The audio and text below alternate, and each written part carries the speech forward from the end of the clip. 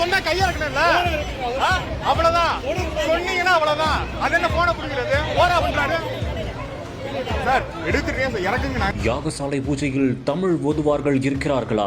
அடையாளம் காட்ட சொல்லி யாகசாலைக்குள் செல்ல முயற்சித்த தமிழ் பெண் அடுத்த நொடி பெண் பக்தரை தள்ளிவிட்டு ஏ என்று எகிரிய சிவாச்சாரியார். கோவிலுக்குள் நடந்த பரபரப்பு சம்பவம்.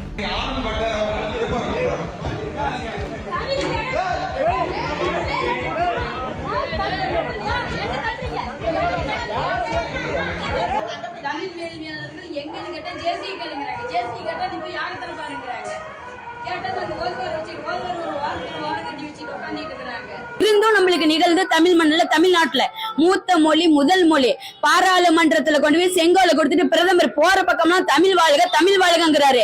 இங்க நம்ம தமிழர்களை அடிச்சு தமிழ்நாட்டு கோயில்ல தமிழ் கடவுள் முருகனோட கோயில்ல பாண்டியர்களோட காலத்து கோயில் இது திருப்பரங்குன்றம் தமிழ் வேலையாளர்கள் அடிச்சு இப்ப எங்களெல்லாம் கீழே தள்ளிட்டாங்க.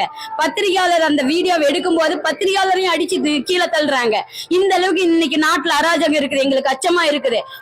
தமிழ் வேலையாளர்களுக்கு பாதுகாப்பே கிடையாது. இந்த இடத்துல தமிழ் வேள்வியும் நடக்கல, வணிக மயமா தான் போயிட்டு இருக்குது. இதுக்கு தமிழக அரசோ அல்லது நம்மளுடைய தமிழர்களோ விழித்து கொண்டு தயவு செஞ்சு இந்த அடக்குமுறையை ஆரிய சனாதன அடக்குமுறையை தகர்த்து சமத்துவத்தையும் நம்மளுடைய தமிழ் வேள்வியும் வேள்விச்சாலையில் நிலைநாட்டணும் உடனடியா அப்படின்றது என்னுடைய கோரிக்கையா இருக்குது. தாக்கப்பட்ட சிம்மம் சத்தியபாமா அம்மையார் நான் பிராமணர்களால.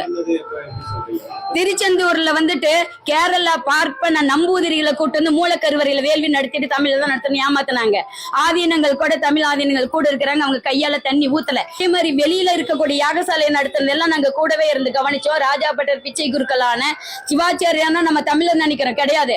சமஸ்கிருத பாடசாலை பார்ப்பனர்களே அவங்கள வச்சு நாங்க சிவாச்சாரியாரை வச்சு நடத்தணும் போடுறாங்க. இல்ல பட்டர்ன்றது அவங்க ஜாதி பெயரு.